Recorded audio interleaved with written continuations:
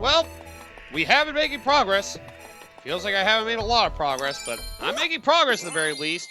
I have a feeling I know what we're going to be doing. More of the same old levels again, with time constraints and other bullshit like that. Because that seems to be all they can think of. Oh yeah! And sometimes they'll make it so you have to kill enemies to extend your time, like they're doing in this stage, because they're dicks. So, you know, any enemy you find is a way to extend your time. So make sure you do that, if you want to at least survive to the end more easily. But anyway, welcome back everybody to more Let's Play Super Mario 3D Land. This is your host, the MJ406. Nothing else has changed. Just retreading old ground and trying to make our way to the end. I mean, pretty simple stuff, right? I would think so. Still trying to hunt down star medals, potentially get to the top of flagpoles, although I could always, you know, say screw that and just save it for another day. And now instead of going at a pace of one world episode, we're going to be going at a pace of world and a half an episode, because, well, things are getting so simplified that, well, I don't really need to worry about. What the? Yeah, need to actually move slowly. Ow! Fuck you! Get out of my way, Goomba! Piece of crap. That does remind me. I was trying to think of a conversation topic from before. Oh, what the hell? Trying to make it so I can't hit the tip of the flagpole for that? Screw you, game! Oh, sometimes level design can be real dick. Oh, wow. I killed just enough to get back to my base time for the stage. Good for me. Means there are 10 enemies to kill there. Jesus. Don't forget to take a break before you feel tired. Oh, my God. Not this shit again. I know, Mario. I know. Obnoxious, right? Well, get used to it. That's what a lot of video games have to be like now, because they have to freaking tell their parents, they have to tell children's parents that you can't let them blind their eyes from staring at the screen for too fucking long. Sorry, that was conversation topic from last time. Sorry. Just came back to my mind again, that's all. Ooh, nice hiding spot. At least now there's starting to be a few new stages. Not, like, vastly different from what I've seen, but at least they're doing stuff. Anyway, one of the things I was talking about last time is basically, like, you know, some of the most innovative technology in the last 50 years. One of the things I said smartphones. But it got me thinking about a lot of, like, the video game tech, like, the actual, like, hardware behind some of the video game technology, how innovative some of it may have been. I mean, most of it probably feels to be on Nintendo's end. Like, when you think about what?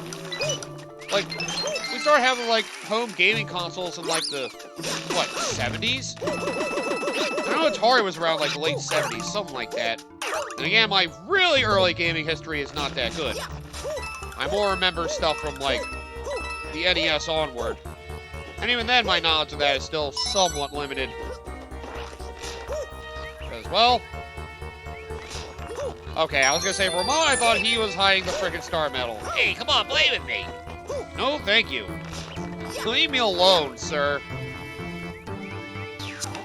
Yeah, NES was like, well, I wanted to talk more about a hardware perspective, because, yeah, software, I know that Super Mario Bros. 1 basically saved the gaming industry, in a way, to make it stop feeling like more like a fad. You know what? I'm going for the tip of that flagpole. Fuck you! You suck! Sorry, you deserve that, Mario.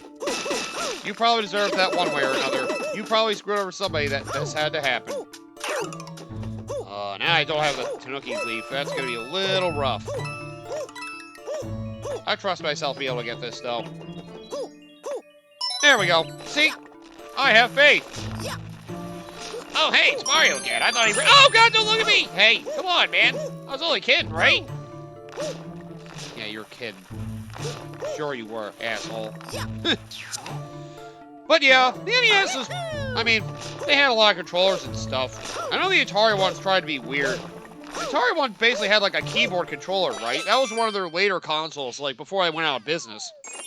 Which just sounds like a monstrosity of an idea. Yes, I want a keyboard that I have to hold in my hands to use for God knows what. Like, oh. Anything that basically has a bunch of tiny buttons is a terrible idea. Anybody that thinks otherwise should really get their opinions reevaluated. More buttons doesn't make a piece of technology better. As we've proven by how much touchscreens have evolved. But yeah, let's see. Yeah, basically, yeah, NES, basically, you know, a very standard controller, proving that you can make a lot of complex games using, you know, very simple button formats. You had basically 4 buttons and directional buttons. That was all you had. And you know what? It was good enough. It worked out. Wait, what the? Oh, cool. A bro gauntlet. To fight my bros. Good. I hated my bros. Huh. Was not expecting that. At least all the airship or fortress levels, most of them are different. Except for the ones they actually throw a challenge at you. Oh, damn it. All I wanted was that. That was all I wanted this whole time.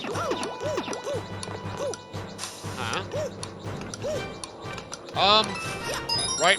Back to thinking. So, yeah, they basically kept adding more buttons. Wasn't really much to it.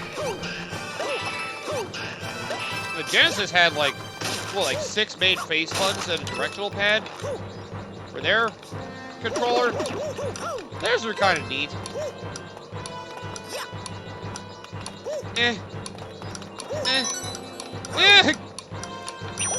I mean, I guess it's really... And again, like I said, I don't have a lot of history of the Genesis, so I can't actually say all that much about it, but... Was their blast processing really anything useful? They're basically saying like they might have had better RAM or something than the Super Nintendo. I mean, you know, I could see that. I never actually looked back at like the specs of like old school, you know, gaming consoles like that. Maybe it did have better RAM than the Super Nintendo. Try to do what Sega do at Nintendo and try to talk a lot about their blast processing. Great. Now I got spike floors while dealing with frickin' Boom Boom here. Oh, he don't get hurt by a spike floor? That's bad. Oh, no! Okay, good. It cleared out. That was avoid the spikes as you fight Boom Boom. Pretty standard, I would feel. There we go. And the spikes stop popping out once you beat them. Thank goodness. It's really don't have like a big celebration thing for you getting to the end of the airship now. They're just like, well, it doesn't matter because there's still more to do. Oh, wait, what? What the hell's going on? That's right, now you have to fight Pop-Pop as well right after. On a freaking crumbling floor. You gotta be kidding me. Well, I deserve death now.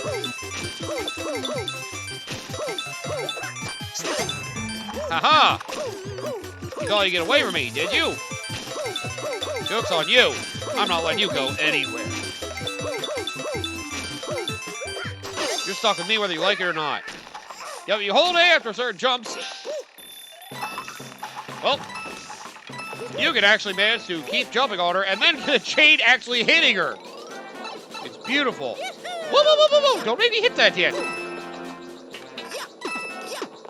Again, where did video game consoles start to get actually more, like, innovative? I mean, I know CD technology started coming around thanks to the PlayStation 1, which, in case you are unaware, like, the whole reason for that was basically that optical discs held more space than game cartridges back in the day. So, yeah, optical discs were seen as, you know, the big evolution of the next thing in gaming. I think, yeah, basically you can store more data on them. That's why the PS1, despite having weaker hardware compared to the Nintendo 64, a lot of people jumped over to that because they can make bigger games for that, in theory. Although it's always harder to read data off of discs. At least the thing about emulation. I know early emulation, like reading data off ISO files instead of like ROMs, like with the cartridge-based ones, always a pain in the ass to deal with. But that's another issue. But either way, ooh, they got poison mushrooms and 1-ups in here. Huh? I wonder how bad it would be to die in one of these rooms. Not that I want to find out. That just sounds painful. I think you can keep regenerating the gold rooms, though. You might keep getting star medals out of those. It's nice to know that if you keep doing the same rooms, though, you won't get another star medal. I kind of forgot about that, honestly. I just assumed you always got star medals from them. Oh, great. Oh, ghost-like level Ds. That's just wonderful. I mean, the next innovative thing I can think of is, like, where am I going to go over the hardware? Well, it's one of the controllers in the early years anyway. I probably should have given myself the mushroom first. Ooh. Nice tricky dicky you got there. At least they're not going to have me emerge on one of those platforms. Also nice to know when you pop out of one of those warp blocks, the panels flip again. Great to know now. That could have been real bad had I not noticed. Or potentially bad. Yeah, it's great. Bye. Ah! You dumbass! Wall jumps also flip those. Something else I also failed to point out. Jeez. Nintendo 64 is like the first console to really have like a joystick. There's always been computer games with, you know, the mouse and keyboard and all that, but... Well... Those are better than like the shooter department or the point and click adventures. But there always were a lot of unique... Ow! Gaming opportunities on PCs because of that. Consoles have come a long way. Even though gaming is still seen as most popular on PC. Maybe not because of the American market, but, you know, either way. I think it's more the Asian market in general. Like, I want to say Korean and Chinese markets are definitely in the PC gaming scene. Not that I absolutely know myself. But yeah, consoles have had to build a long way. Getting controllers for that to basically feel like, you know, you had a lot of freedom like you did on PCs. God damn it, Classic Mario again! We literally just did a level like this earlier. Oh, god damn it. Yeah, I gotta free the dog. You free it! You free it, you love it so bad! At least I'm walled in. It's not complete void out there. Ow! This is all for star metal. Man, I'm running out of items. I should probably start using those toad houses, man. I regret wasting the one I didn't use. Because now I don't have any friggin' items! Well, shows me that I am a moron. Yeah, we had a modified version of the stage. Now we have the regular stage again. Which is more dangerous, perhaps, than star metals, and causes Mario following me because, of course. Ugh, I am playing recklessly right now, too. But the Nintendo 64 brought the joystick along. And, you know, being able to have freeform 3D movement was always fascinating. Because, you know, next evolution with so many 2D games, it only makes sense to have a game where you can move, you know, in all feasible directions, right? And that's what Nintendo 64 most easily brought to the table. And then PS1, while kind of, you know, seen as stealing the idea, decided to add 2 joysticks. Which, you know, that became a big mainstay for a lot of controllers as a whole. The idea of having, you know, a controller basically had 2 forms of movement for those joysticks. One basically being for general character movement, the other for generally being camera controller, something like that. Or aiming something. The PS1, while, you know, it was kind of tacked on and not too many games made use of it on the PS1, it wasn't all PS2 where really the DualShock got its time to shine. That, you know, dual stick gaming became big, mainly because of PlayStation. And it's weird. It wasn't even like mainly for shooters back in the day. It was mainly just for camera controls, but, you know, shooters just happen to be one of the best applications of that, of the whole dual stick idea. Because, you know, being able to have another controller on you, being able to control basically your view of everything, just made a lot of sense for shooters. So, yeah. It was very cool they did that. Because now that became a standard like every single controller in video gaming. Like every single one now does that. Like, yeah. With the exception of the handheld market. Oh, and handhelds, I guess, basically having video game consoles on the go. They didn't really get much innovative. I can't say much about the handheld market. Like, honestly, the DS and 3DS are basically the most innovative in that department. Because basically, trying to do dual screen gaming was something that was kind of unheard of. You know, they made it work. You know, I kind of see it as a predecessor for some mobile gaming stuff as well. Maybe to an extent. And 3DS, I already said my piece. It's basically DS, but, you know, having stereoscopic 3D, kind of filling the way for deeper immersion in other games. I mean, consoles also had some 3D games. Like, I know some games used 3D TV technology, but that was so TV dependent, and so few people had that. That kind of went out the window. VR's come more in the way of that instead of, you know, 3D gaming. Yeah, it kind of did more evolved just into going to basically, yeah, the whole VR thing. Ah, crap! Damn it, I kind of lost my footing. That sucks. Huh, I haven't been talking to Mario that much anymore lately, I just realized. Dang, he's been a dick lately, some of these LPs. He's got to take a timeout. Think about what he's did.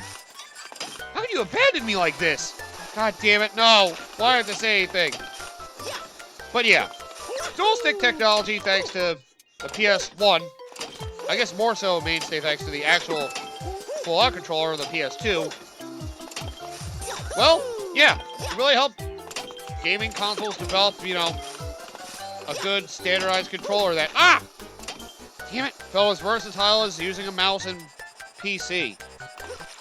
Basically what it was like a somewhat replacement for like the whole like mouse aiming. And that's why shooters got a lot better on consoles as well. I mean, come on. You guys got to go back and play GoldenEye, right? I mean, with sticks, it's definitely better, but oh boy.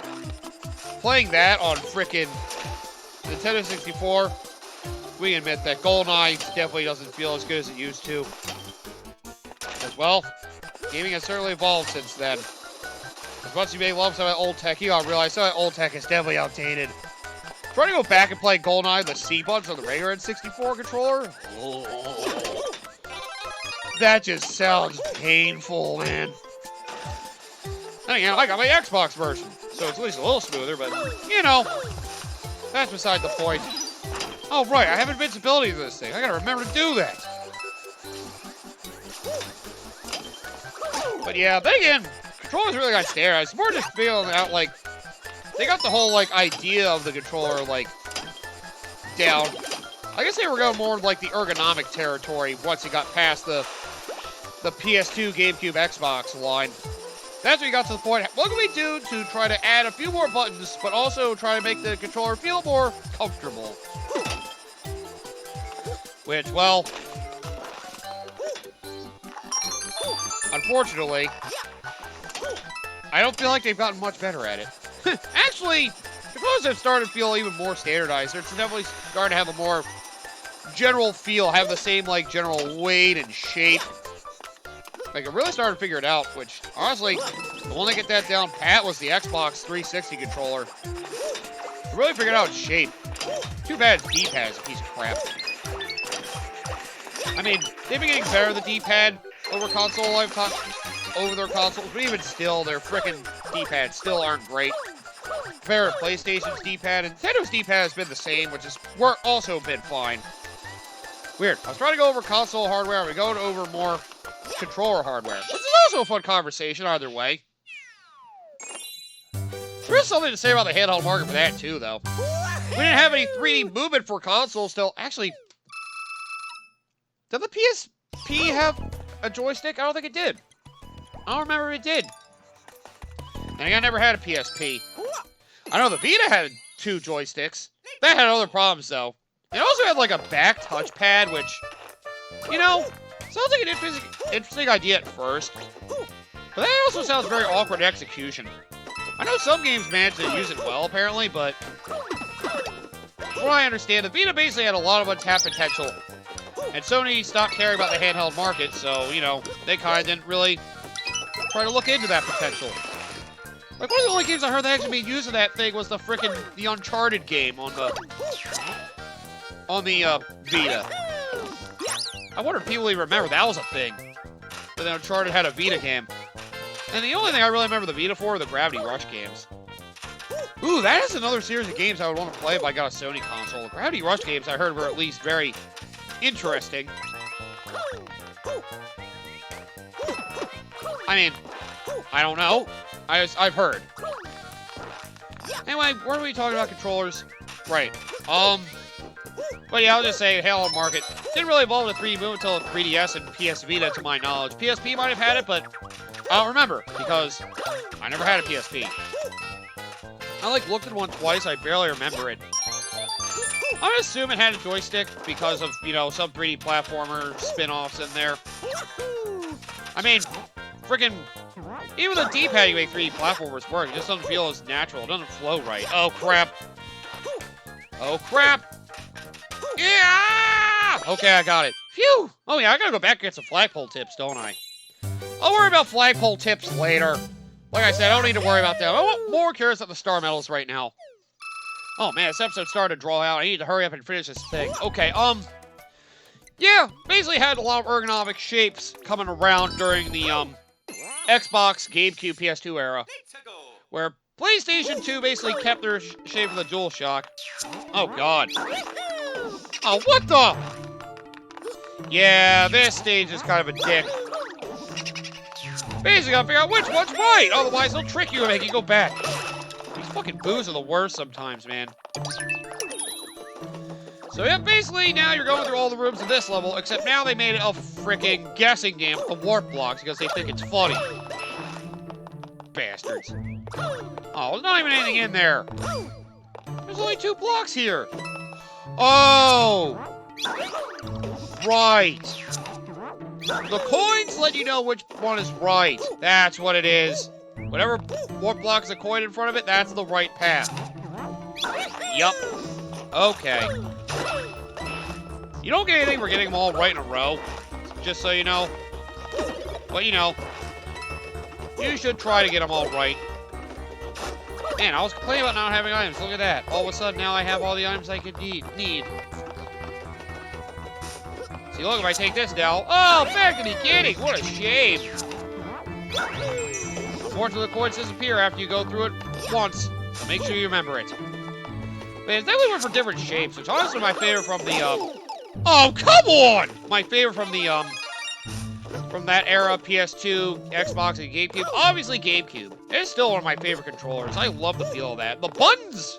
The button shapings themselves made them all feel unique, which is honestly pretty freaking cool. At least I thought it was. Why are there no star medals here? I feel like I'm missing something. You guys are making me look bad! Better not be missing out on any star medals. Oh, look at that! Extra time. That's so nice of you. Thanks! Jerks. Where's the coin? I think I forgot to notice it. Oh, it's right there now. Oh! Right! I forgot. Like, sometimes we can kill all the enemies in the room for a star medal to appear. See, this game definitely gets more creative in the second half, at least. Anyway, back to that whole conversation I keep trying to do.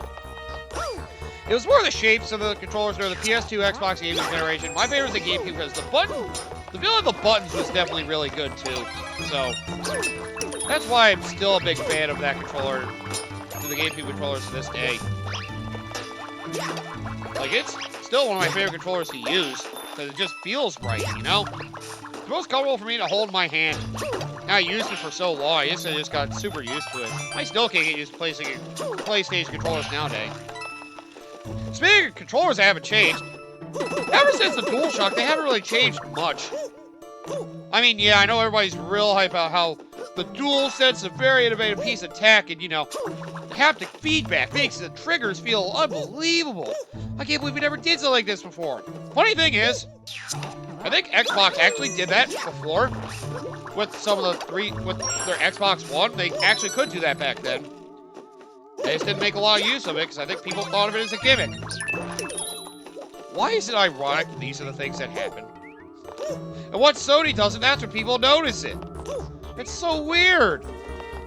It's like people don't care for Microsoft in the gaming landscape. Wow, they made it all these so you had to kill the enemies for them. How weird. But yeah, the DualSense is definitely...